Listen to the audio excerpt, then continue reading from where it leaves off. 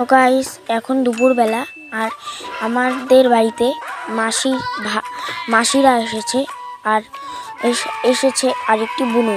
এখন আমি আমার মাসির ছেলেকে দেখাচ্ছি। এ দেখো আর মাসির ছেলে আর আমার বুনু। এই দুজনকে অনেকই ভালো লাগে। আরে মাসির ছেলেটি খালি গায়ে। আমি বলছিলাম তুমি খালি গায়ে কেন? তারপর আমি বলি আমরা একটি শোকেস কিনেছি, সেটা পরের ব্লগে দেখাবো।